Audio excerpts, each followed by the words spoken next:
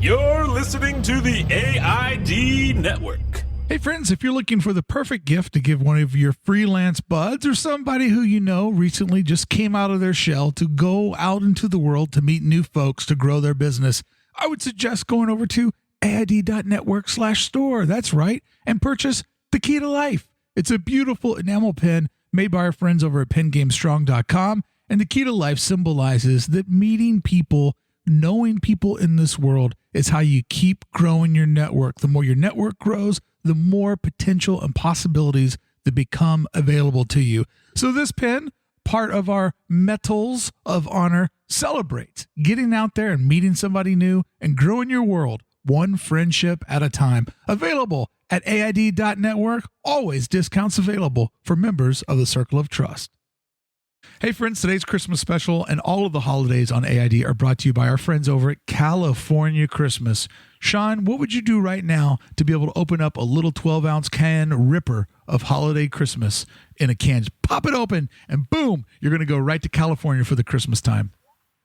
Oh, I would do anything. Absolutely anything. Just give me all the dicks to suck.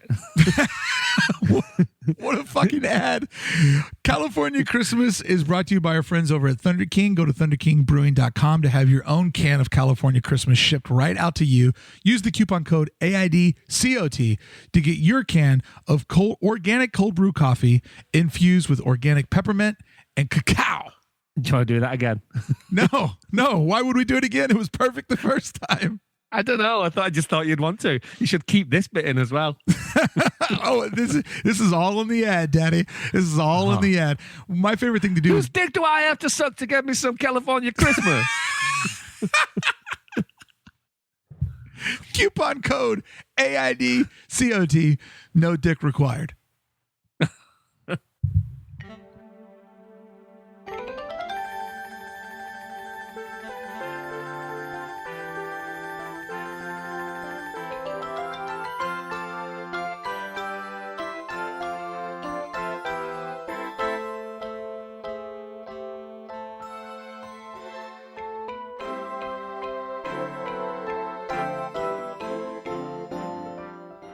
Happy holidays, everyone. Welcome back to a very special holiday. Comment below. Sean, could you put another log on that fire? It's just getting cozy in our little Christmas cabin made for two. Oh, yes. Nice. I knew this was a mistake, having to come back into the country just for this. Well, because Sean and I didn't get to do our trip in November, what we've decided to do is we've ignored the wives, his child, my pack of furry animals, and we've just gotten this little cottage for two. But it seems that we're having a little bit of a disturbance in the force where we can't decide which Christmas movie that we should watch. Oh God, there are so many choices, but what I will also say is there really aren't that many choices as well. as our list will testify to. Well, Sean, I'll let you go first since you came here to the Alpines of America to hang out with me at the top of Matterhorn Mountain. Oh, look at all those people down there on the Main Street USA of Disneyland. They have no idea we're in this cozy little cottage on top of Matterhorn Mountain. Oh, playing basketball. I really, it really makes me sad thinking about being in Disneyland, Mark. So thank you for that. Have you got is your list in like an order? Have you got like a rundown, or is it just a general kind of list? There's no list. I just wanted to know what you want to watch on our little cozy TV first, Sean. Oh, okay. No, that's a good idea. Yeah, okay. Well, I was thinking, how about we watch Trading Places? Oh, Trading Places. What a film. Yeah. How do you feel about that? I like Trading Places. I haven't seen it in quite some time. But it's that movie where Eddie Murphy was probably at like his highest desire. Wouldn't you say? Like that is kind of like the pinnacle of him being like a comedian, switching over to films. And I think for him, like we talked about on our last episode, this is the funny guy putting a little bit of straight in there, showing people that he's more diverse than just a guy that can wear solid leather from head to toe and do homophobic jokes about Mr. T. Yeah, I mean, in all honesty, I only picked it because of Jamie Lee Curtis's breasts. But that's fine. We can talk about Eddie Murphy as well. That's fine. And I'm only messing. I mean, they are spectacular, but yeah, you're right. Eddie Murphy is one of those people that I don't really know that much about.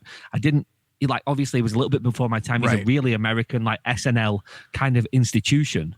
So it's not really like, he's just never really been on my radar. But this, and then to a lesser extent, like the Beverly Hills Cop movie, they're the only real ones that I know anything about. Like, I haven't seen any of them. And then by the time I was probably old enough to go and see them at the cinema, he'd kind of lost his mind and started making things like Meet Dave and Norbit and The Haunted Mansion and stuff. So it was kind of over for me anyway. Well, let me tell you that when he was on Saturday Night Live, I'm just old enough to really remember that.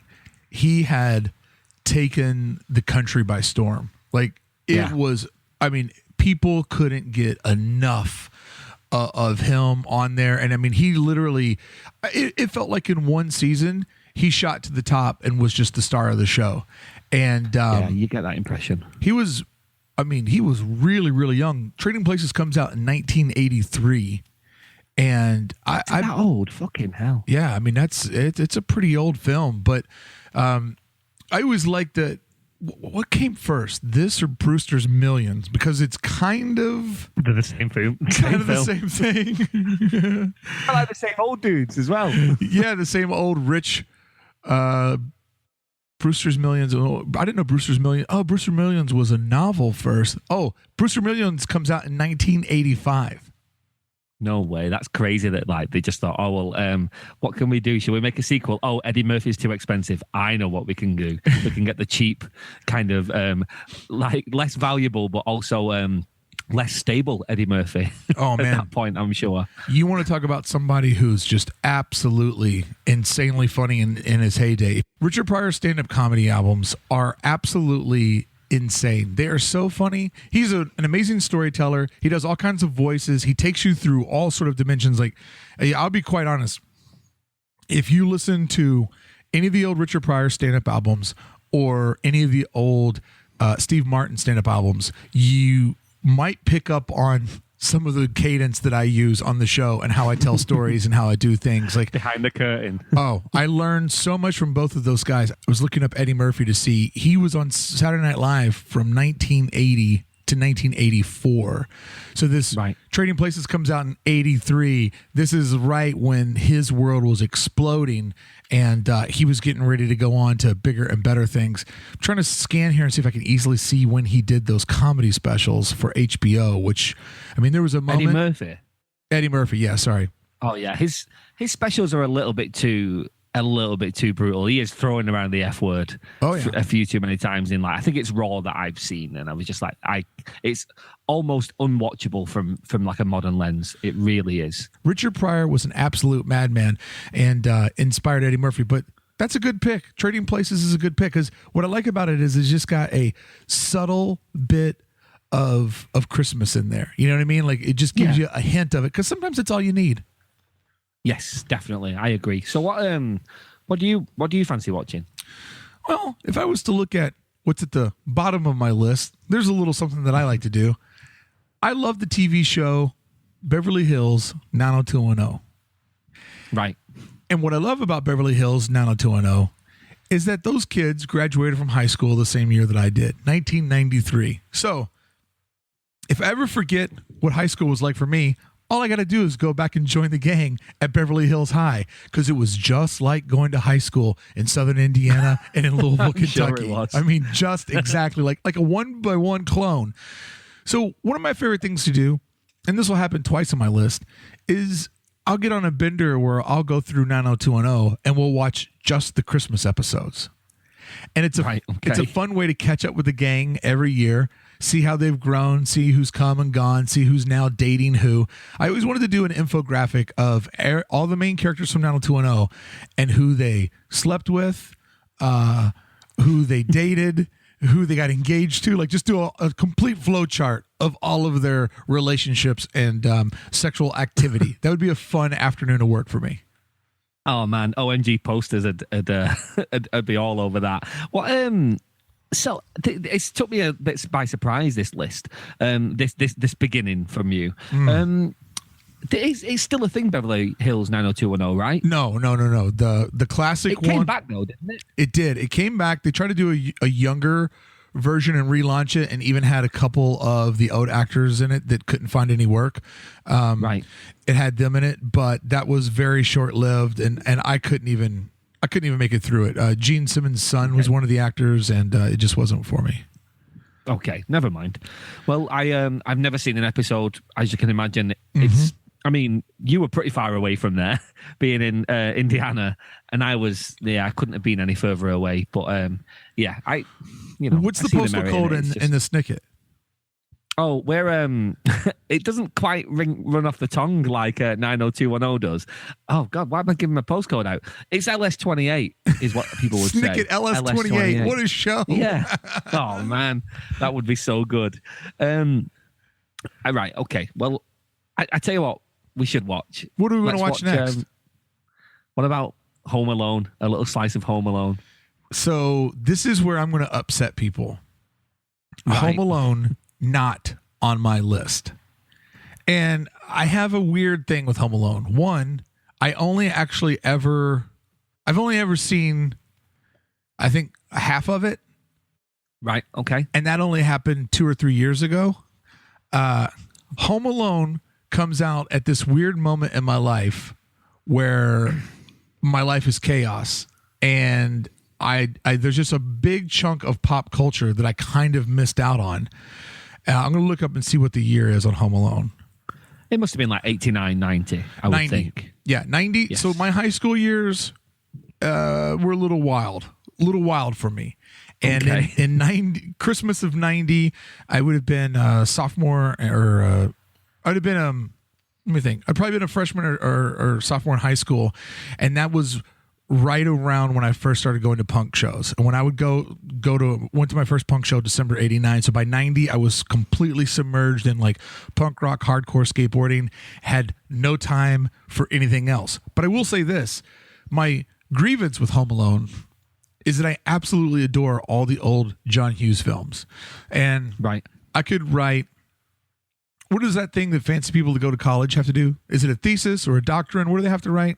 Oh, yeah. I think it's probably both of those. A thesis, maybe. I'm not 100% sure. My thesis in life is that John Hughes and his movies absolutely inspired outsider culture and sparked not only grunge, alternative rock and roll, Lollapalooza, but what is known as being alternative to the mainstream. My thesis is that the early John Hughes films birthed that idea of that it was cooler to be the outsider than to be the quarterback, and that he and his films gave a window to the world of being different and being alternative, and that's where the synergy for that grew till it exploded. Yeah, I think you're right. I was in Chicago when he died, like at Lollapalooza. So in like 2009, like me and Ruth were just visiting on vacation, and that place just lost his mind. Like every single band kind of dedicated songs to him and stuff like that. And it was just like, it just seemed like quite a special place because obviously he was as a Chicago guy, wasn't he? Yeah, and stuff. And it's just like it was mental. Like there were like kind of everything was on the billboards about it and stuff. It was like the place was in mourning. It was just like it was so surreal. It was strange. But I agree with you. I think like that alternative culture felt like it kind of almost like certainly was brought into the mainstream by John Hughes for sure. Well, he showed kids like me that there was a different path than being like, you know, the clean cut all-star at your high school. John Hughes to me will always be that window when I was younger of there can be a route to go and it's not necessarily the mainstream route and there's a different path. But Home Alone is like a whole different beast, right? Like it's a whole different animal. And this is a movie that people seem to really genuinely love. Explain to me what I missed on this one, because I just don't get it. It's just a knockabout comedy. I mean, it's just more like the set pieces and things for me. You know, I was a kid when I saw it, so I feel like I've seen it like loads and loads of times. So it's not really about... it's not really actually saying anything. It's quite sweet at the end and stuff like there's nice things happen, but ultimately it's just about people getting hit in the face with things. And you know, Well, you how crazily people can fall. I mean, you can't undervalue that. Exactly. So I mean, and maybe I'm missing the kind of the subtext of it, but it was never that for me. And maybe it's a garbage film as well. That's the other thing is like, you know, I'm viewing this through a lens of something that I used to watch as a kid, and it's very hard to kind of look at something critically when you liked it so much as a kid or used to watch it all the time. But it's not really about that, and I think a lot of Christmas movies aren't about that. Right. You know, it doesn't matter about how good they are. It's about making you feel Christmassy, and I'm sure there's loads of films that we're going to talk about today that are exactly like that for one or the other. All right, so next on my list, this would be my number 10 pick. It's a recent film, but it was fun, and after I watched it, I said, you know what, this will become part of my regular holiday rotation. Sean, do you mind if I put on Office Christmas Party? Absolutely, go for it. It's a great film. No, hold on. It's a good Christmas movie. Like, it sets the tone. It's got funniness in it. It's got rowdiness in it. It's got T.J. Miller in it. I enjoyed it. Olivia Munn. It was a fun watch, and it'll be something that I'll watch again. Rob Corduroy. Have you seen it?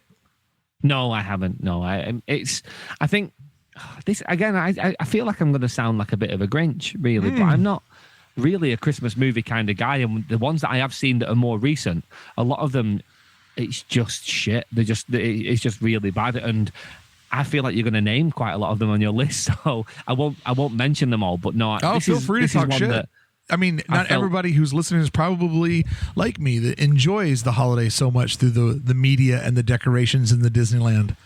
Yeah, maybe it's that. I do enjoy them, but I think my list is definitely more rooted in either things from the past or things that are kind of not really Christmassy. It's more like just touches it. Movies that happen to happen at Christmas. Yeah, like you say, touches it. All right. Well, then what do you have? What do you want to put in next? I would recommend Office Christmas Party, though. It's fun. It's rowdy. It has, it has to me, I like a rowdy Christmas film, you know. I would also love to do a Venn diagram, or not a Venn diagram. I would love to do an infographic of all the major Christmas movies and check off all the boxes. Like, do they have to save Christmas? Is there somebody wealthy who's trying to shut down Christmas? You know, like all of those are they trying to get home for Christmas? Like, there's just these main themes that happen again. And Office Christmas Party does a good job of sort of taking the piss out of a lot of those themes, but just dumping it into this ridiculous scenario. Sean, what are you going to put on next while we're sitting on top of Matterhorn Mountain celebrating Christmas in Disneyland? So, speaking of films that subvert Christmas, I'm going to go the opposite of that and say It's a Wonderful Life. Oh. It's just an amazing film. It is. That's it. There's not really a lot to say. No, it's a great movie. And one of my favorite things about out here in Southern California, I'm sure they do it wherever, you know, you or the people at home live, is that some of the older, more independent movie houses, theaters, yes, they'll do a special engagement and they'll show, you know, Miracle on 34th Street or It's a Wonderful Life, and they'll do it at the cinema. And Beth and I try to hit as many of those as possible. So a couple of years ago, we saw It's a Wonderful Life down in Newport on Balboa Island. And just seeing it I think we drove past it and I saw that it was like kind of on there, and I was like, oh, that's genuinely like amazing.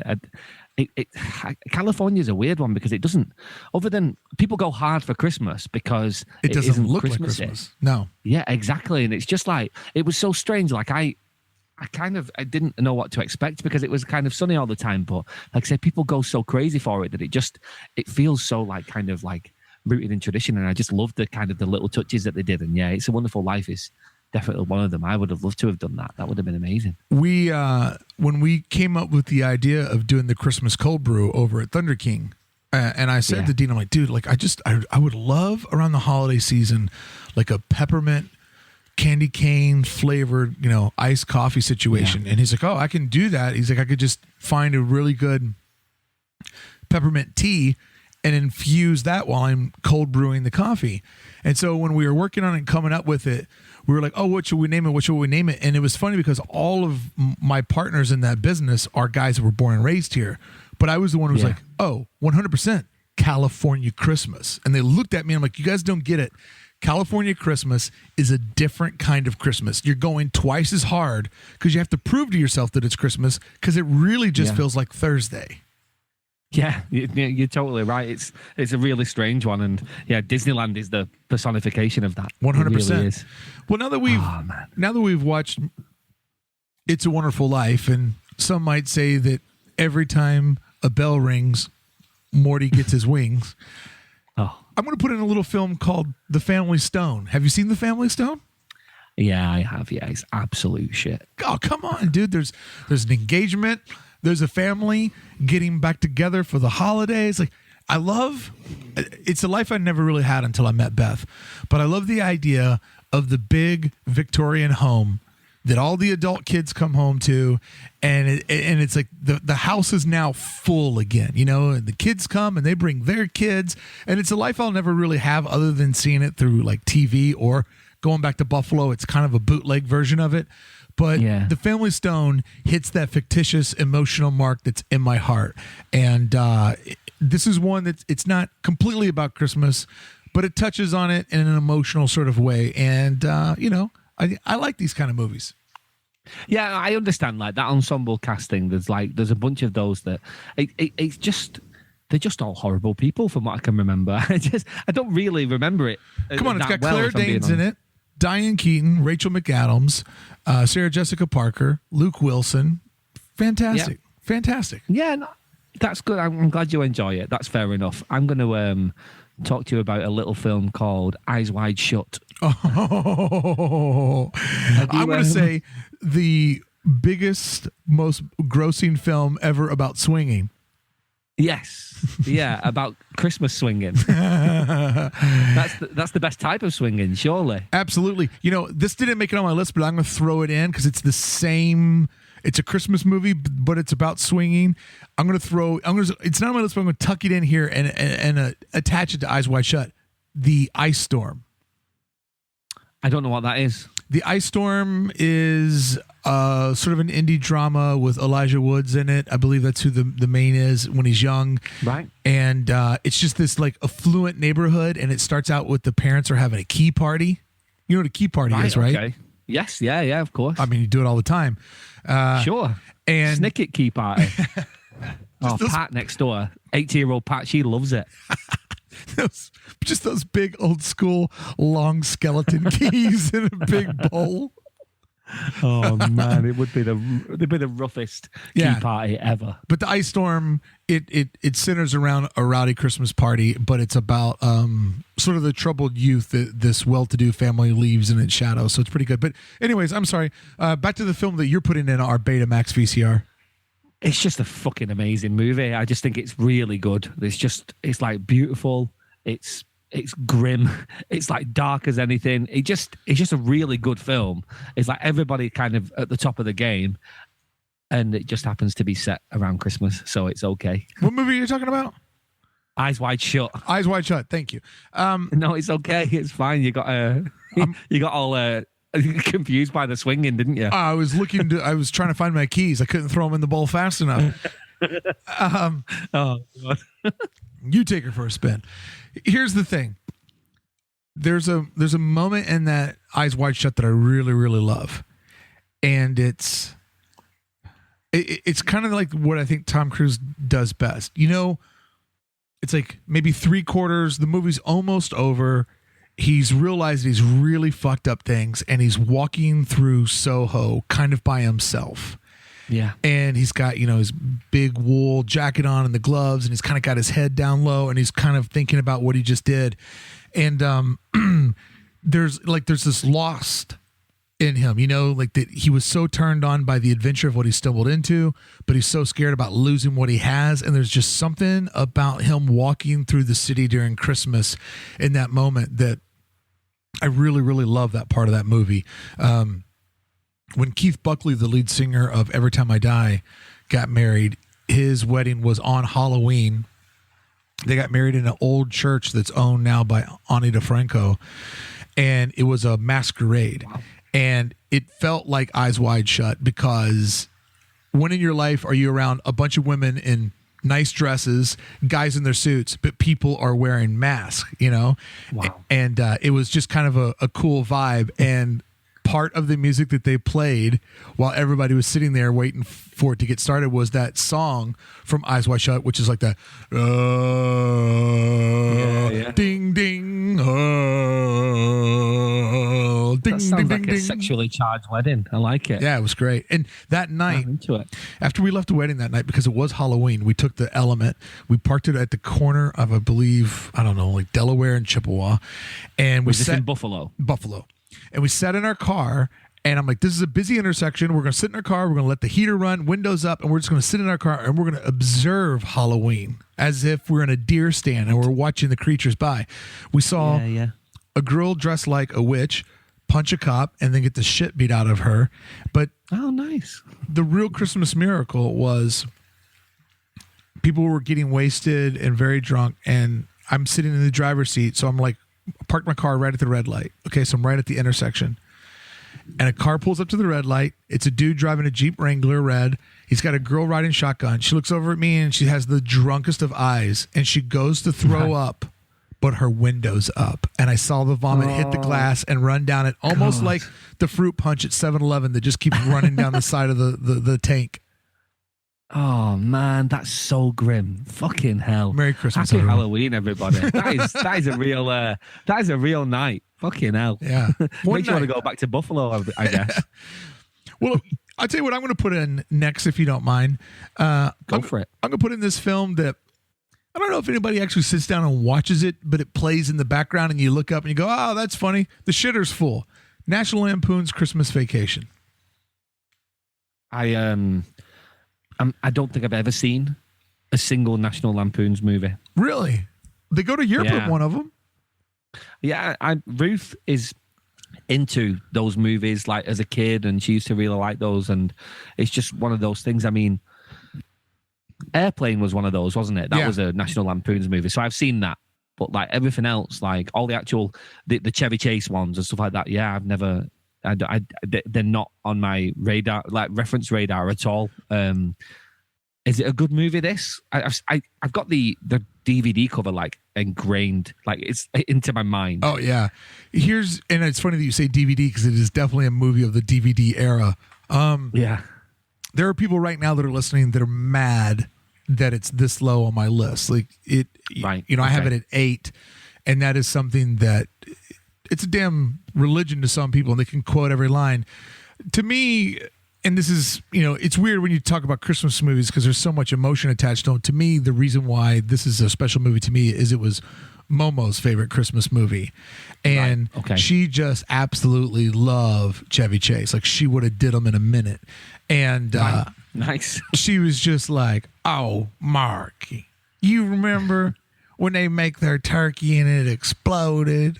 So, it's it has that sort of attachment to me, but in the States, it's a real solid holiday movie. Here's one of those things though. Like if I go and watch Home Alone right now, am I going to get the vibe? Like I kind of missed the window to make it special to me. And this movie would probably be that way for you or anybody who just jumped in, especially not being an American and not really sort of having these kind of like every American, I don't give a fuck how affluent you are or how well-to-do you are. Every fucking American, statistically 100% of us has a white trash relative somewhere. And I don't care what your race is. You have that one fucking relative that comes over and like, how hard did you fall out of the family tree? Like what backwoods part of America are you from? And how the fuck do we have any DNA in common? So that also makes this very relatable. Alton B. Cotton. Alton B. Cotton. What a fucking name my great-grandfather had. All of my family are that.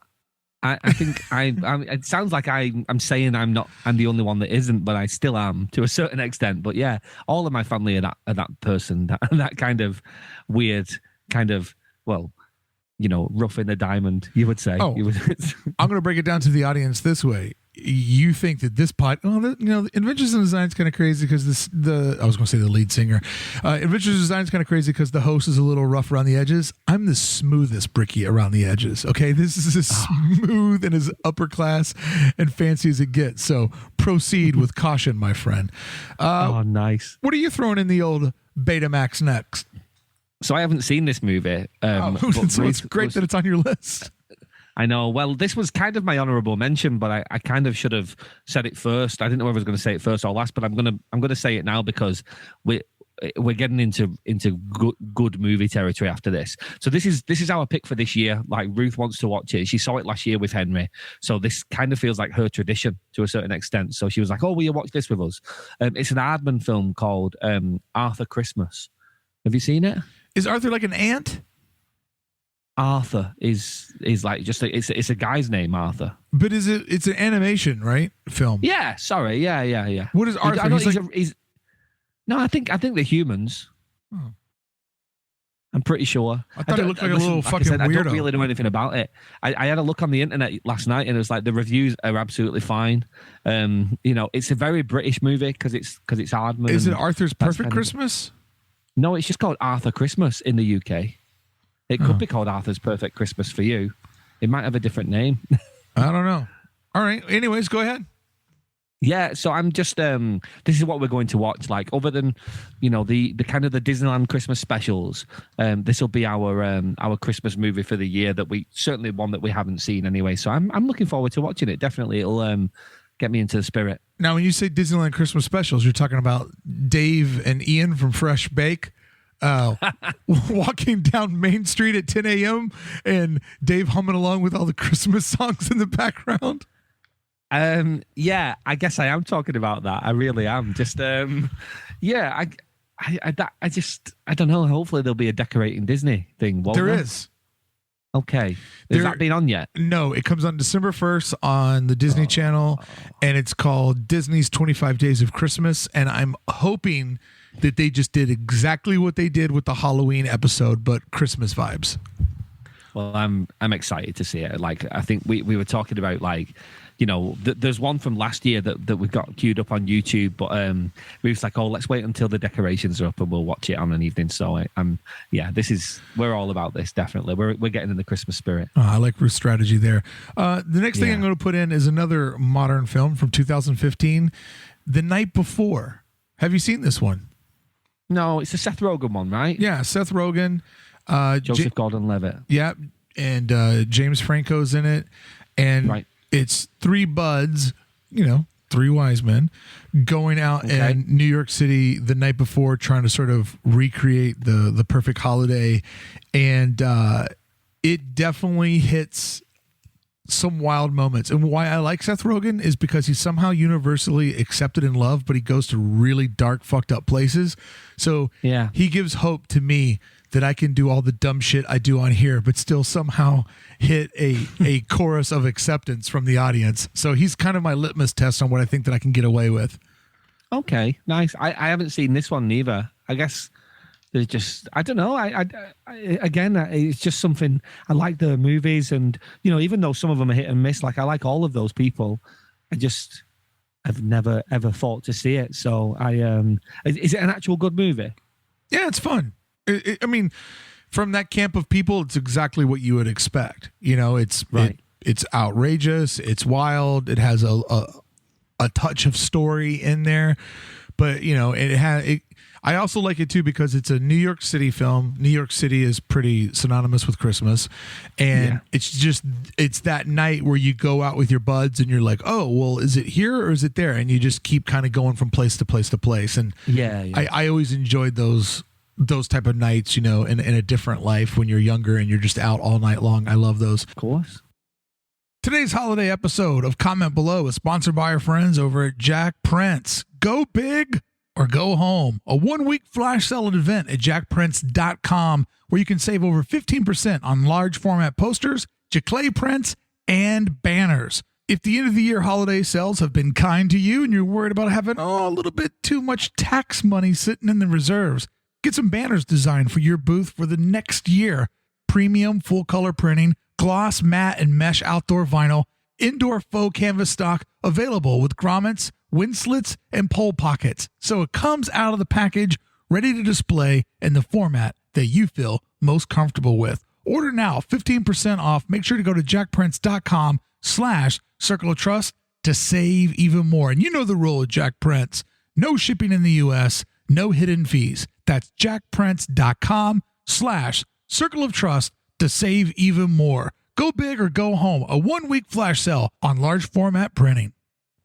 Sean, my next thing on my Christmas list is, I know what every Circle of Trust member wants to hear during the Christmas season. Okay, what's that? Well, it's A Very Melty Christmas, the Sean Mort telling of the Christmas nativity. Of course. Shall we play the classic now? Yeah, go for it. All right. Well, everybody, this is a Christmas special that Sean and I recorded years ago here in California. And the real loss this season, the real Grinch of Christmas, is the TSA agent that didn't let Sean come to America, because right now you would be hearing Hendry Alone, which was going to be our fantastic third Christmas installment. But let's go back to the classics, because, Sean, the classics, they never die. So true. My name is Sean Mort, and I've been asked by Mark to read the story of Christmas. The story begins on a cold Christmas Eve. It's a beautiful night, and this scroty Joe has been caught unawares by his slag wife, Mary, who was shagged by a beardy bloke in the sky, and now she's about to spaff out a little baby Santa Claus. So Scroty Joe takes his bird and his unborn stepson to Bethlehem for a perfect British Christmas holiday. Scroty Joe messed up the Airbnb, so they ended up staying in a crappy manger. Seriously though, it's the most unhygienic place ever. I cannot believe that she's about to give birth here. The baby's going to be covered in slime, so there's going to be twigs and leaves and sand all over him. So little slimy Santa slides out of a minge, covered in shit, all caked in crap. Who could love this kid? He's absolutely disgusting. Just a little brown Santa Claus. Scotty Joe picks up little Santa and takes her over to Mary and says, "This is yours to deal with now. I want nothing to do with it." Absolutely awful, honestly. As if it wasn't bad enough that you slept with somebody else. A beardy little prick, all covered in shit with rosy red cheeks. I want nothing to do with any of you. And then, to make matters worse, 3 blokes turn up. Scroty Joe loses his shit because he thinks that these are the 3 people that she's been sleeping with. But it turns out that it's Frosty the Snowman, Rudolph the Reindeer, and the Gingerbread Man. Scroty Joe immediately loses his mind, takes a run at the Gingerbread Man, and takes a bite right out of his face. Kicks the Snowman in his frosty balls, and punches Rudolph right in his fat red nose. Then Scroty Joe takes his things and leaves for Jerusalem, with the Snowman, the Reindeer, and the faceless Gingerbread Man chasing his tail, leaving Bloody Mary, little baby Santa Claus, with a gold necklace, some Frankenstein, and a mermaid, and a load of shit gifts. And little baby Santa Claus not knowing whether his father is a scrote from Bolton, a bearded man from the sky, a snowman with no balls, a faceless gingerbread man, or a fucking reindeer. And this was the moment that he made the vow that every year on his birthday, he wouldn't rest until he'd been down every chimney and eaten every cookie in search of his illegitimate Father Christmas. And that is the story of Christmas. Merry Christmas and a Happy New Year from Adventures in Design.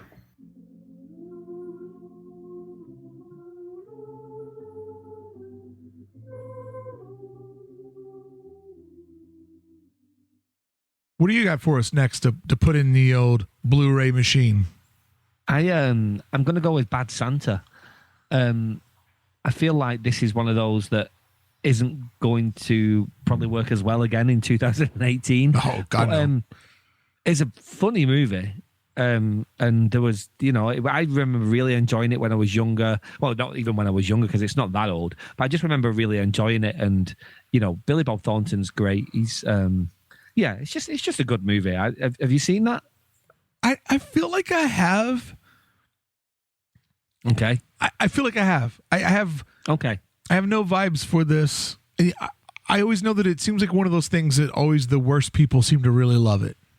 Yeah, I think you're probably right about that. And that's not the reason why I like it. Like, it's got quite a sweet message at the end. And it's obviously, a guy who's a dick who then, starts to kind of learn the real meaning of Christmas to a certain extent. But the funny bits were always really funny. And it went to kind of, like you were saying with Seth Rogen, it went to places that you kind of want it to go. Yeah. But also it's got a nice bow around it at the end as well. So it's enjoyable. It's easily as enjoyable as kind of all of the other movies and stuff. Like I say, it subverts it a little bit, but it brings it back round in the end. It's worth a watch for sure. It's crazy that movie's 2003 and 15 years later. Oh my, what the world has changed with what you can say and do in a movie. Yeah, you can't have like anal sex stuff or like even I think there's like a dwarf in there and there's kind of quite weird stuff. There's a lot of this stuff that wouldn't fly. I think they made a sequel, I'm sure, a couple of years ago, and it didn't. I didn't even see it because Bad Santa 2 came out everywhere. 2016. Yeah, so it's just like it's not even something that I want to see. It seems crazy. Like you either should release one 2 years later or just not at all. Leave it alone. Well, I'll tell you what I'm going to put next in the Laserdisc machine is a film called Go. It's from 1999. Right. It loosely based on Christmas, It's around Christmas time, sort of everybody that works together that are young people, they're kind of like trying to find this party, and it was a good movie for the time period that it came out with, because this was when it felt like this is when movies were starting to get like decent soundtracks and sort of the youthful ensemble film, where there's like all these different stories that are going on at the same time. It was kind of like when the template of what you could expect from a movie was starting to widen and get a little bit different. And my life is divided into like 3 Christmas categories. There's actually 4. There's the early Christmases when my dad and my mom are together, and those are like, the precious childhood ones. Then there's the divorce years, broken family years where the Christmases just didn't really have much emotion to them. Yeah. And then the last chapter are the Beth years. So since 2003, I really only got into Christmas in 2003 when Beth and I met, because her family just has that classic America family dynamic. And so my best Christmases have been made in the last 15 years. But that third chapter there is the wild and insane single version of me. Even if I had a girlfriend, I was always single. Those years are the wild years where Christmas is a thing, just like in this movie. It happens in the background, and you're like, fuck, it's the 20th of December. I need to go to the Gap and buy my dad a shirt. But it was like, I spent a lot of really wild and interesting Christmases doing insane shit, either being on tour or just, chasing down whatever fun or mischief I could get into. So this movie reminds me of that section of my Christmas life before Christmas was a holiday. Yeah, no, I mean, obviously I probably didn't get into as many crazy scenarios as you, but I used to work like behind a bar.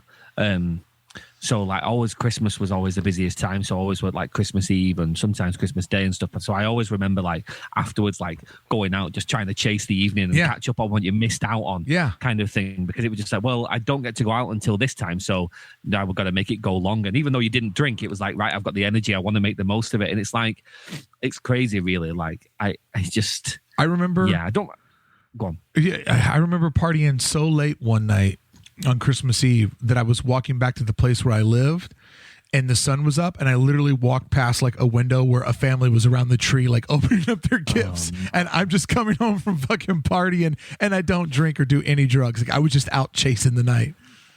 Oh God, that's so amazing. Yeah, it was definitely weird. Everybody had those kind of years where Christmas was just another time of year where everyone was quite grumpy or didn't really care that much, and it was just like, oh well, it's just, it's kind of, it's what it is. But then it seems as though everybody kind of comes back around again, whether that's because you have kids or whether because you get into kind of a nice family relationship or whatever. It's weird how like getting older just makes you appreciate that a little bit more. You're not a little punk anymore kind of thing. But I'm definitely where you are now, where it's like I go hard for Christmas, and especially now, well, Henry's kind of going to come into his own next year with Christmas, but still like we've been getting like super excited. So it's just really weird how it comes back around, and there'll be none of that nonsense. We'll be the guys like getting up and seeing people walking up the Snicket, like doing the walk of shame. Oh, there goes Snicket Dave. I wonder what he got into last night. getting to relive Christmas through your child must be one of the simple pleasures of not pulling out. I look back at that rowdy time, and it's kind of a special time in my life, but it also is one of those reminders that and I can't ever speak what it's like to be a woman because I'm not one, but for our male listeners, if you look at your life and you sort of like drew it out on a piece of paper, your insanity and the wildest years are perfectly aligned with your testosterone. And it's just like you're a sweet, innocent, good little boy. You learn to walk. His sister was walking when she was 12 months, and Marky's still drooling at 6 months. It's just like you're a slow starter. You're a good little boy, and then there's just that spike where you're a fucking wild animal, and then all of a sudden, on the other side of that testosterone drop, it's like he got a job, he met a woman, he had kids, he bought a home, his insurance went down. Like, it's just completely insane how that creates that spike in your life. I know, you're totally right. It's just weird. And then you get to like 25 or 28 maybe, and you're just like, oh, I don't care about any of that. I've used everything that I need to use now. I'm done here. I'm done. Sean, what are you going to put next on our reel to reel? I feel like we're going to be in agreement with this one. Elf. Oh, too low on your list, dog. Too low. That's number 5. Too low on your list, dog. Too low. Okay, well, it's one of those things where people go crazy for it, and it seems to like there are channels in the UK that just play Elf all day. Artie Lang plays the Santa Claus in the department store. Right. Barely in the movie not even in the movie for 10 minutes. And when he was on the Stern Show, he would say, I love Elf because every March I get a check for like $25,000, $50,000, which is my royalty for just being in that movie for 10 minutes 10 years ago. Wow. They've really cornered the market with Elf. Think about what Jon Favreau and Will Ferrell's royalty checks must look like. Oh, man. Just from that movie, it must be crazy. Like, Jon Favreau has gone on to bigger things, but yeah, Will Ferrell, like that was his peak. He's never done anything that's ever got kind of such a resonance kind of thing. It's more things like these, I would say. Like, I just absolutely love it. 100%. And I'm being modest on my review now because it's up my list. But number 5 for me, is in the same cluster as The Night Before and Go. Yeah. One of my all-time favorite movies. It's the only book I've ever read from start to finish. Less Than Zero. I don't know if you've seen Less Than Zero, but it's a fantastic movie. It's based on a book that was written by Bret Easton Ellis. Yeah. And it takes place in 1987. So I'm like at that impressionable age of like, oh, what's high school going to be like in 2 years? And I've always been obsessed with rich kids and how different their world is from the neighborhood I'm from. So this book and then seeing the movie, and it was the only time I was ever like, book's a little bit better than the movie. Book snob. Yeah, I got to play that fucking move. But basically this guy, Clay, he comes back home from college, and he's going to college in like Boston, but he's from Beverly Hills. And when he comes home, he sees that, everybody's kind of just gotten into more mischief living in the LA scene as the year has gone by. And it has a pretty amazing Robert Downey Jr. in it, who plays an addict that can't get his shit together when he was on his way to becoming an addict that can't get his shit together. Oh, right. Wow. And the movie has some dark points in it where, as a young guy, I was like reading this book and saw the movie. And I'm like, fuck. Like, if you get on drugs, you end up in a moment where you suck a guy's dick for money to buy more drugs. That's a thing that happens to you. And my mind was just blown at like the darkness of all of that. But Christmas is the holiday break is the backdrop to this movie. And I've just always been obsessed with the other side of the tracks. And this is one of those things that when I moved out here, and I drove past a couple of the scenes, or I heard Hazy Shade of Winter, when it was Christmas time and it was 85 degrees where I was living. I was like, holy fuck. Like I somehow made it into Less Than Zero. Like I made it inside the book into this world that I was so obsessed with when I was in middle school and early high school years. So if you haven't seen Less Than Zero, of course it's a little bit aged, but this is also one of the first movies that really, really built a solid soundtrack to it. The soundtrack, let me see what I got here for you on it. Is there a listing of who's on the soundtrack? Surely. It was put out by Def Jam Records. So it's got Danzig on it. It's got this isn't the way. Oh, here we go. Aerosmith, Poison, LL Cool J, Danzig, Slayer, Public Enemy, Joan Jett, and the Bangles. A Hazy Shade of Winter was made for this film. I was looking at the writers and not the performers there, but I really, really would love for anybody, if you got a little bit of downtime and you want to watch a good nostalgia 80s film, Less Than Zero. It's one of my favorite films of all time and the only book I ever read. Okay, nice. I'm, Bret Easton Ellis is a awful man. There's something really enjoyable about kind of listening to him speak and stuff like that. And is this podcast any good? Books. I've listened to them. He loves himself a little bit too much, and he has really objectionable views about certain things. But there's something really magnetic about his voice, and he's just he talks some sense sometimes, but then a lot of times he's just nah, you're some weird alt-right guy. It's I don't know, it's exactly like you're saying. He's a man who was brought up with money and has always had money and is never, and you can tell he's got this privileged. So that's the world he comes from. He's not an outsider that's obsessed with it like me. That's actually his backdrop. Yeah. I mean, as far as I know, Less Than Zero was really autobiographical. Wow. As far as I can tell. God, I would love to know which character is sort of his perspective or him in the thing. I wonder if it's the lead guy, Clay. That's fantastic. Yeah, maybe. I'm going to talk about something a little bit more upbeat, and this is probably the last pure Christmas movie on my list. Oh, hold on, let me fire up the Apple TV. Go ahead. Okay. The Muppet Christmas Carol. Oh. Muppet's Christmas Carol. Oh. You know what? The Christmas Carol is like my mother Carol. It's something I never want to hear from or see again. I am so sick of that same old story done by Bill Murray, done by fucking Muppets and Puppets. I'm on with it. I'm done with it. Scrooge McDuck. Well, that's fair enough. Yeah, I think that you're right. I was going to include Scrooge on the list, but I just thought, there are only so many times that you can see the same story over and over again. But this is a really good movie. It's really nice. The Muppets always just raise a smile at the very least, and it's one of those movies that I watch every single year without fail. Really, this is an annual tradition for you. Yeah, fantastic. Absolutely, yeah, it's just great. Yeah, so I and I'll watch it again this year for sure. Did you watch the recent? Did you watch the recent episode of Defunctland about the Muppets? No.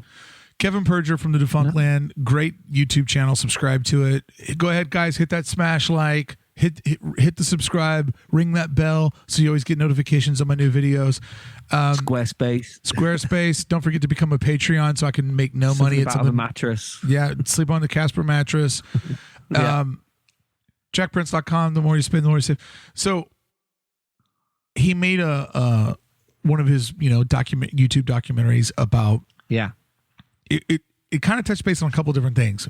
One, they talked about how one of the guys that ran Disneyland was a real marketing genius. And he's like, dude, we don't need to celebrate our 35th anniversary, which is a weird year to celebrate. We don't need to celebrate it on actual July 17th. Let's just celebrate it for an entire year. And when anybody comes that year, they can say that they were a part of the 35th anniversary, which makes sense to us now, but somebody had to figure out that at some point. And so that's when they started to realize the power of giving a year a theme, and saying this is the year of this. So they came up with the idea because they were working on a deal with Jim Henson to go in hard on the Muppets, that after Mickey and Minnie had celebrated their anniversary for a year, they were going to be tired and go on vacation, and Kermit and crew was going to take over the park for a year. So they were going to replace the Mickey flower bed with a Kermit head. They were going to put, Animal was going to be installed in Pirates of the Caribbean, chasing the brides around there at the old former bride auction. And of course. They were going to put Miss Piggy in Cleopatra's place, and It's a Small World, and they were going to do a Muppets themed parade and nighttime show. So it was going to basically be the Muppets were going to take over the park for a year, which is great theming. Probably would have got people out. Like they were even going to cover up the word Disney on the Disneyland sign, the old sign they used to have. Oh, wow. And it was going to say, like, just a sign thrown over the top of it that just said Muppet and then the old land next to it. Yeah. But think about if you weren't on, there wasn't an internet then. Like, let's just think that that's the year that you decided to save up all your money and take your son to Disneyland, and you go there and there's no Mickey Mouse in the park that year. Yeah, that would be a bit of a bummer. Like, I can understand doing it maybe for a few weeks, or maybe having a holiday layover or something like that. But actually turning the whole thing, like, that's quite ambitious. But yeah, it seemed as though they kind of were celebrating everything for a good few years, like those Eisner years. Yeah, they were like, oh, well, we can celebrate this and we can celebrate that and we can do this. But they kind of rein that in a little bit more now, and I think I prefer it the way that it is. What about you? Now they do the seasonal thing, like the summer season was the Pixar Fun Fest, and they do things like that. I mean, I know that after the holidays are over with in January, they're gonna basically celebrate Mickey's 90th birthday all year long and do a nighttime Mickey Mouse show until it becomes the Star Wars theme park. So that'll be interesting to see what happens. But yeah, the theming and coming up with an idea like that, before there was an internet, you didn't know what was going on. I went to Disney World as an adult, and when I walked through the gate, I was like, what the fuck happened to the castle? I was there the year that they made the castle look like a giant cake. Right. Okay. I've seen those pictures. And as cool as that cake was, I was kind of excited to see Cinderella's castle, not this big, ginormous pastry. Oh, one of the things they were going to do for the Muppet takeover, they were going to paint Matterhorn Mountain green. Oh man, it's like you can't undo that once it's done. That's that's a step too far. Which is wild because that's where we're at right now, broadcasting live for our Christmas special. And it is as white as all of the people down there. Sean, what I'm going to play for you next, it's going to take us a while to get through this, but this is something Fire it up. I did this last year, and I'll definitely be doing it again this year. If you're looking for some fun Christmas to inject in your life, when you and Ruth sit down to have dinner, or as you would say, sit down to have tea, I would recommend going over to Wikipedia, combing through it. Excuse me, guys. I've been recording a lot this week. Doing 15 episodes this week. Hold on. You're doing well considering. You can definitely tell that you're a bit hoarse, but no, it's all good. A little bit chatting. Go over to Wikipedia and find all of the Office Christmas episodes. Okay. And watch those. And if you watch them every season. Yeah, there's apart from like season 1. Yeah, the first one starts in season 2, and sometimes it's one episode, sometimes it's a two-parter. But it is really such a fantastic way to check back in with the gang, and it's great viewing. Like when you're just sitting in front of the TV having dinner or having tea as you do. It's really like it's just a fun way to get into the zone, because they always did such a great job with their Christmas specials. And if you watch, you'll come to the possibly the most racist but funniest moment in The Office, when they bring home the two girls from Benihana's, which aren't the two girls they're talking to at the restaurant, which is a funny part of the joke. And Michael can't remember which Asian girl is his girl. Okay. So he marks her arm with the Sharpie. Yeah. But it's knowingly racist, though. Oh, it's totally self-aware. He looks into the camera when he does it. Yeah. No, I remember that. Is that a Christmas episode, the one where they do like the Yankee Swap, is it called? Where Yes. they had like the Secret Santa. Yes, that's actually the very first one where you're supposed to only buy something that has a value of $20 $10 or whatever. and he buys an iPod video. Yeah. Because he always has to make it all about him. And then he, like, in the dumb Michael Scott way, like, he lets loose how much his Christmas bonus was and nobody else got one. It just immediately turns everybody into sour apples. It's fucking great, that show, man. Oh, man, I haven't seen it for a long time. But if it was on Netflix or something like that, I feel like we'd watch it again. It is. It's not over here, though. Oh, it's not in the UK. So, my bad. Yeah. Well, look it up, man. We'll have to have tea and not watch it. Look it up and check out the Christmas episodes. It really, it's better than most Christmas movies because it's the gang that you love and it's a different take on Christmas because they don't have to do the whole like, oh, somebody's coming home or can they save Christmas? It's just those dickheads dealing with more practical Christmas scenarios. Yeah, I do love the TV ones, like like Brooklyn Nine-Nine always goes strong with these kinds of things, and it's nice. Like every year, it's kind of something to look forward to, definitely. So I get that. I don't mind that you cheated and you didn't choose a movie. It's okay. That's the second time. It's my Christmas list, dog. I'm giving people good. I'm giving people a different creative look on Christmas. What do you got next to throw in the Viewmaster? So this is like the ultimate like Facebook troll movie. Oh, Die Hard. Christmas. Yeah. And I feel bad for doing it. Yeah. But it's just a fucking amazing movie. What's your favorite movie?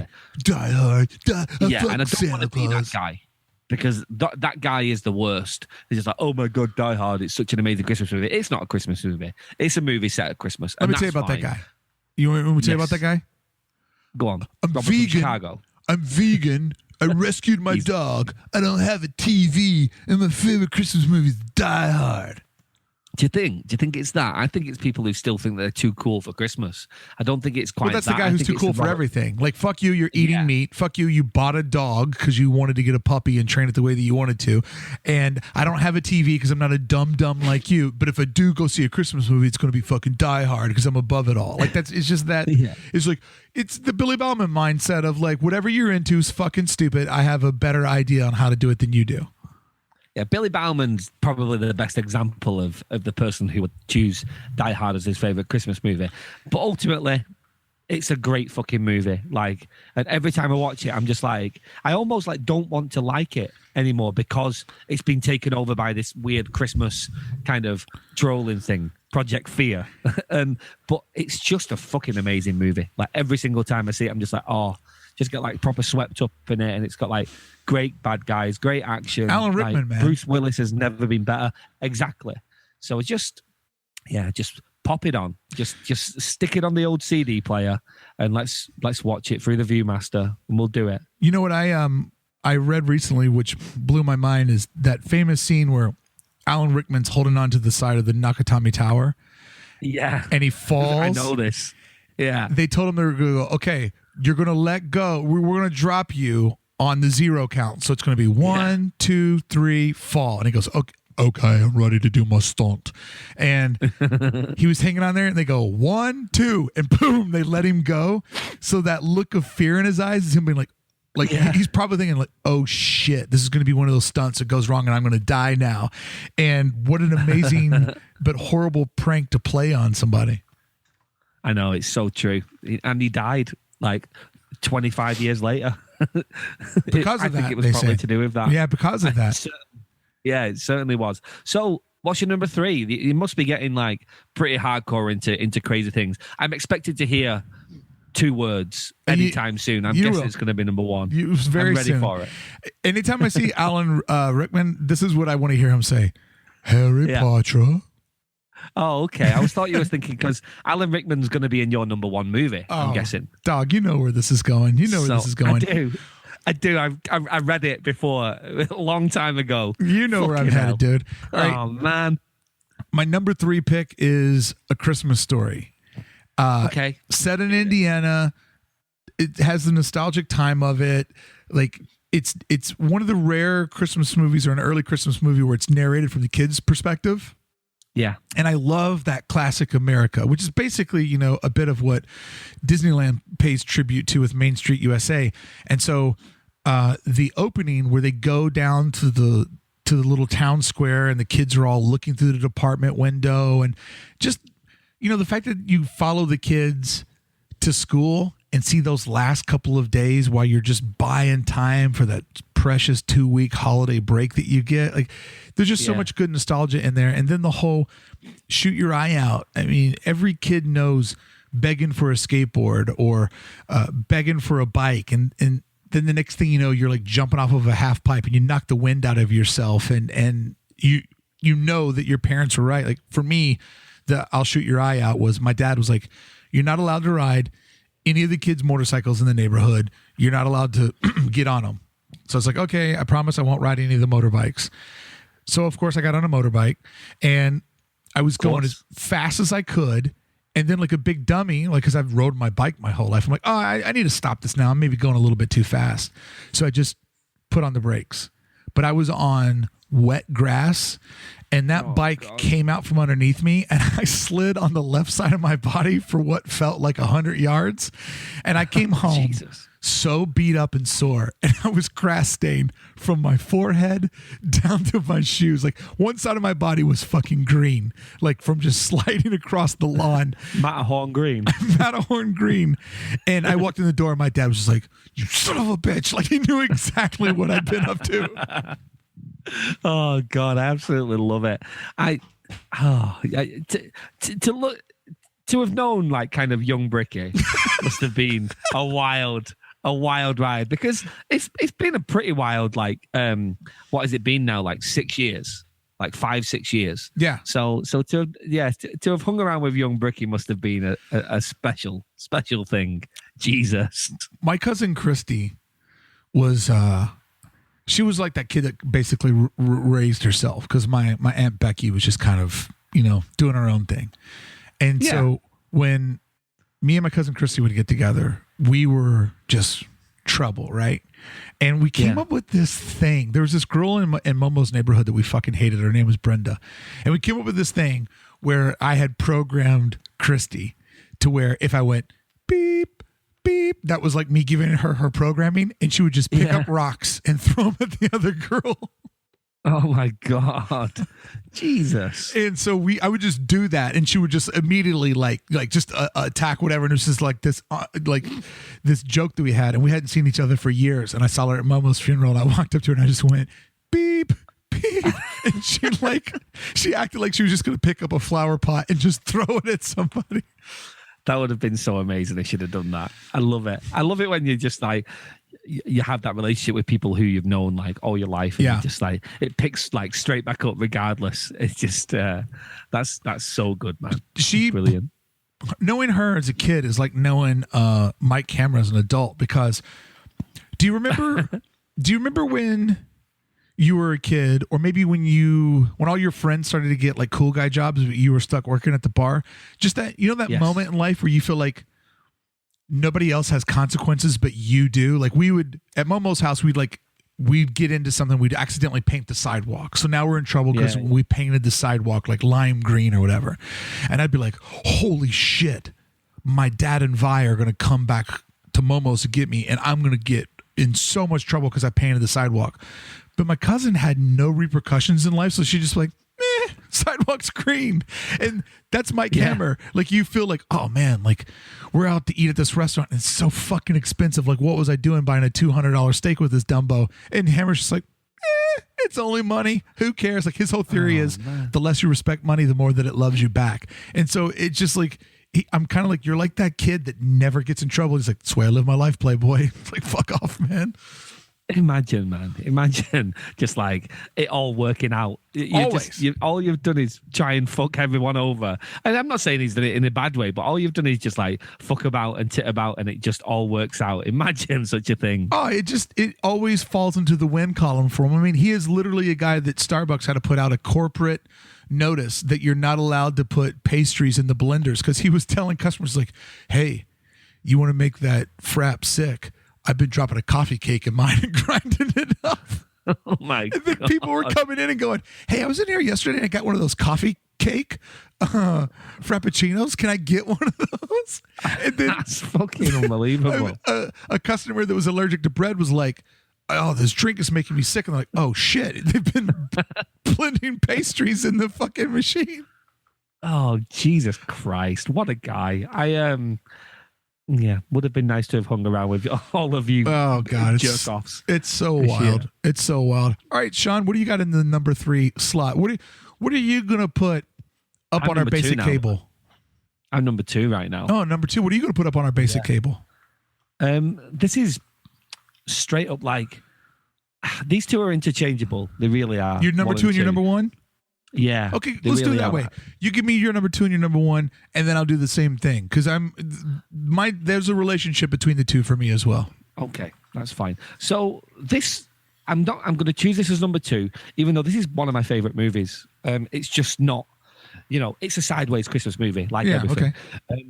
Kiss Kiss Bang Bang. Have you seen Kiss Kiss Bang Bang? No, I've never seen it. Oh, Mark.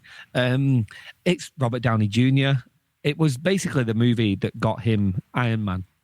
And it's directed by Shane Black and written by Shane Black, who directed Iron Man 3. And he did like Predator and Lethal Weapon and all those movies. It's a Hollywood movie, so I think you'd really like it. It's set at Christmas as well. It's got great people in there, Val Kilmer, and it's kind of this old kind of noir detective story, but it's also set around Hollywood and around kind of like this weird like murder mystery thing. But it's funny. It's like, it's beautiful. Kiss Kiss Bang Bang. Kiss Kiss Bang Bang. It's funny that you mentioned that 10 years old, maybe? It's funny that you mentioned that it's the director of Iron Man 3 because Iron Man 3 is technically listed as a Christmas movie because it has Christmas in it. Makes sense. Yeah. Yeah. This Shane Black, basically, I think a lot of his movies are based around Christmas. Like he did Lethal Weapon, and that's a Christmas movie and stuff. And I think he's just like, he goes quite hard for very similar themes in a lot of his movies. And yeah. I really like, out of everything here, if you haven't seen it, I would really heartily recommend it. It's a very, very good movie, but it's also got that kind of really nice nostalgic Christmas twang to it. But it was the beginning of the kind of Robert Downey Jr. renaissance. Which is funny. It was like, you can come back from drug addiction. Yeah. You can come back from being an alcoholic. You can maybe come back from a little bit of domestic violence, but I don't know if anybody's going to bounce back from the Me Too moment. Yeah, look at this guy's. Yeah. His filmography is impressive. Lethal Weapon. Yeah. Predator. Last Boy Scout. Last Action Hero. The Long Kiss Goodnight. Iron Man 3. Predator again, the one that we just saw this summer. Oh, this is The Destroyer. I wonder if it's Destroyer, the film that we were talking about with Nicole Kidman. Oh, I doubt it. Okay. I doubt it, but I'm not sure. He doesn't seem to make a huge amount of movies, and he's only just done Predators or whatever, the Predator thing that came out this year. So I'd be surprised if it was. And it also doesn't seem like his style as well, I would say. Okay, so if that's your number 2, then what's your number 1? This is a Christmas movie. Okay, Gremlins. well, that's convenient because we're doing our holiday movie list. Yeah, Gremlins, Mark. I don't know. I don't know how you feel about Gremlins. It's just a great, great film, and it's also a horror film. And Should I revisit it? I don't know if I definitely know that I saw it in the cinema. Let me look up what year that's from. It must be like late 80s. I know that I saw it in the movie theater. And I feel like I've seen it 84 out of 10. That makes sense. I don't think that I've seen that movie in probably the last 15, 20 years. Does it hold up? Should I go back and revisit it this season? I think so, yeah. I really do. I think that it's just, yeah. I think it's aged very well. I think that there's something incredible about it. The creatures are great. It's really funny. Phoebe Cates. Second one is just absolutely mental. If you've never seen that one, it's just absolutely insane. Just a really, really good movie. It's got that 80s nostalgia vibe to it, definitely. And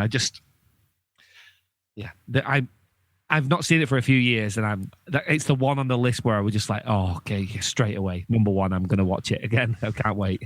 Boy, that director really never did much else other than that. Joe Dante, is it? Yeah, that is worthy of mention.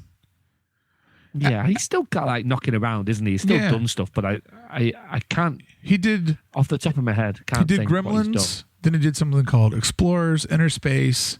Amazon Women of the Moon, The Burbs. I remember that vaguely. Oh, The Burbs. Yeah. Yeah, that's a Tom Hanks movie. That was good. Yeah. He did Gremlins 2, then he did Matinee. I remember Small Soldiers from 98. And then, Oh, yeah, of course. A Looney Tunes Back in Action. And like his last couple of movies was 2009 The Hole, don't know what that is. 2014 Buy In the X, don't know what that is. And 2018 Nightmare Cinema, who knows? Nope. So Nope. sorry, Joe Dante. Never mind. We'll Poor make sure to guy. watch this to get you some royal ties. All right, here's my number 2, my Yeah. number 1. Oh, let's do this. My number 2 film is Elf. I completely agree with you. More of that, please. Some of the things that I enjoy Yes. about Elf is this. I enjoy that they gave a nod to the old stop animation specials with their opening. I love that they put Bob Newhart on it because Bob Newhart is great. And if you're an Ellen DeGeneres fan, go watch Bob Newhart speak, and then you realize Ellen DeGeneres is a Bob Newhart ripoff that looks like Owen Wilson.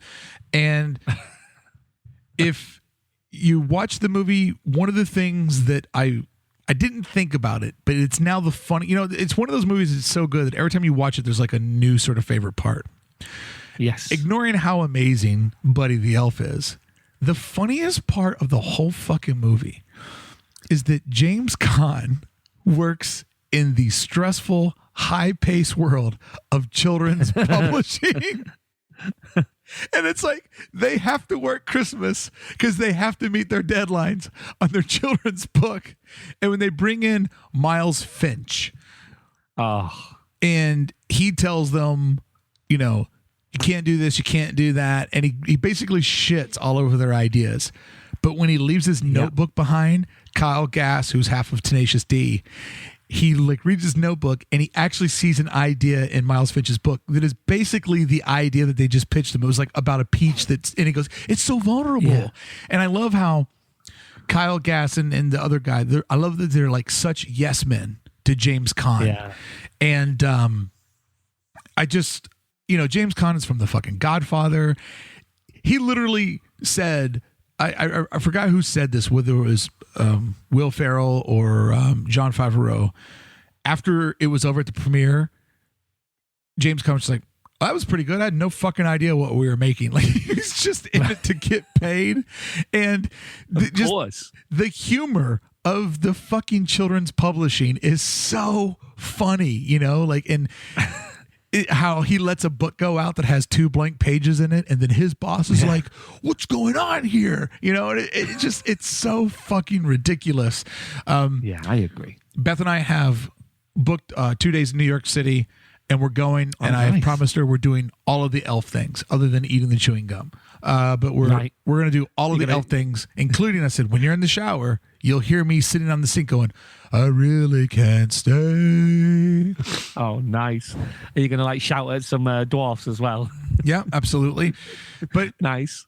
Elf they made a Christmas classic, and there hasn't been a Christmas movie that really hit that tone since. And I would just say to anybody who's looking to make long-term income, passive, sweet income to pass over to their grandchildren, make a fucking movie like Elf.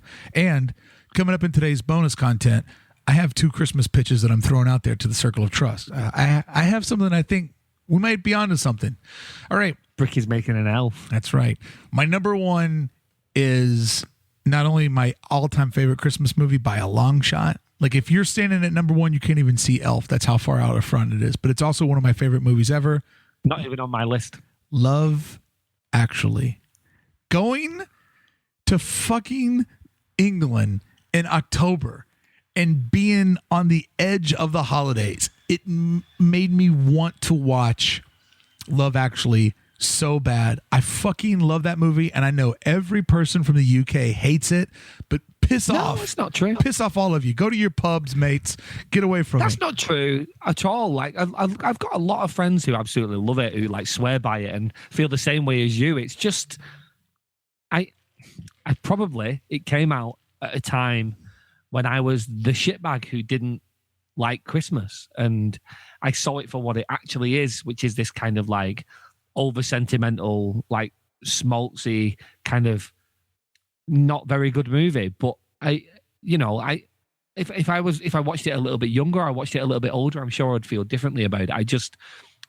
I have a bad feeling about it, and it just seems a little bit gross. And the more I watch it, I just feel a little bit like, oh, it's just, I don't know, it just makes me sad whenever I see it. I'm just like, I don't feel happy for anybody. This is one of the saddest movies ever. Yeah, like, don't want to feel like that at Christmas, Mark. I do. I'd never really seen it until it was something that like showed up on cable. And I remember the first time ever watching it.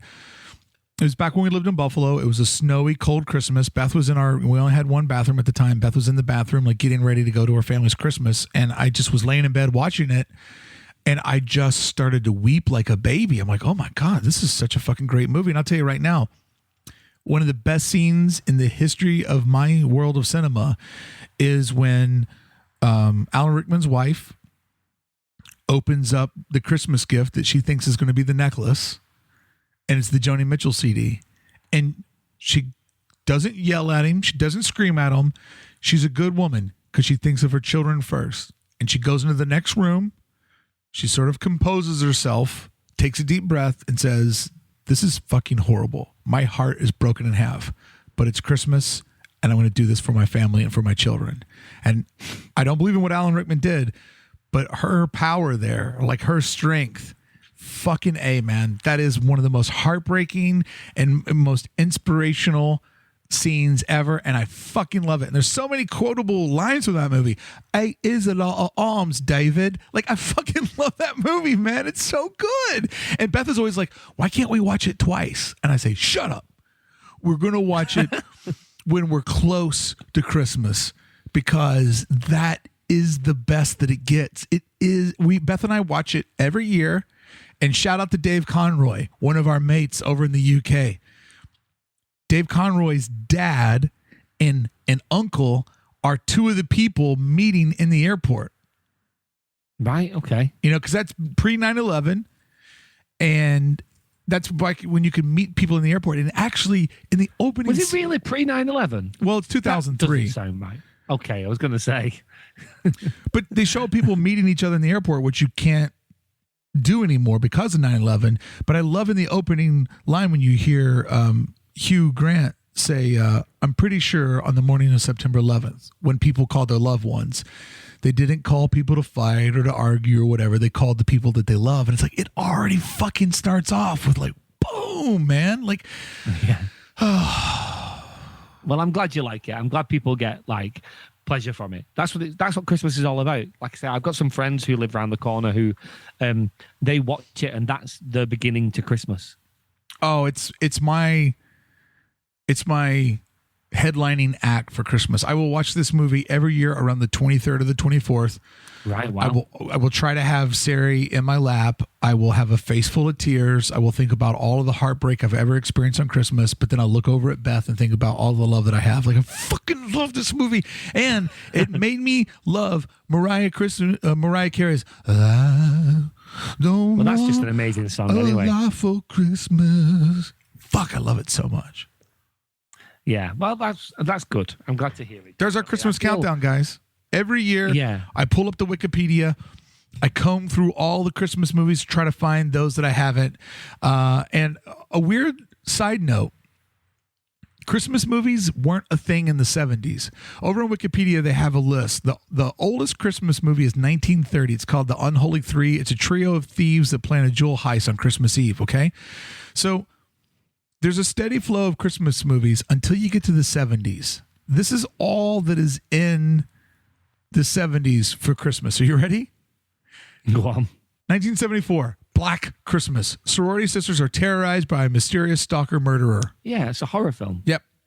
1974, Female Trouble. A spoiled schoolgirl runs away from home at Christmas, gets pregnant while hitchhiking, ends up as a fashion model for a pair of beauticians who like to photograph women committing crimes. 1975, One Flew Over the Cuckoo's Nest. Oh. Next Christmas movie, 1983, A Christmas Story. Like, what was going on in the 70s, man? Like, why did nobody like Christmas?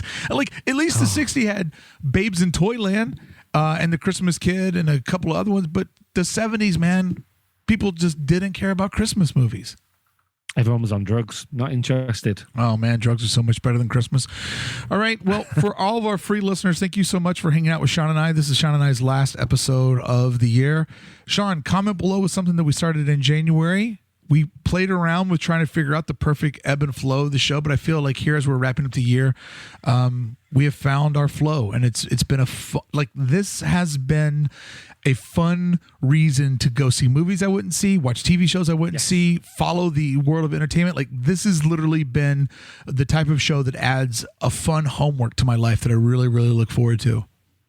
Yeah, I agree, definitely. I think the watching movies aspect of it, it's really been nice this year to kind of see more movies. I feel like that was, this sounds really bad, but obviously with Henry being born last year, obviously I didn't get to see as much as I would have normally liked.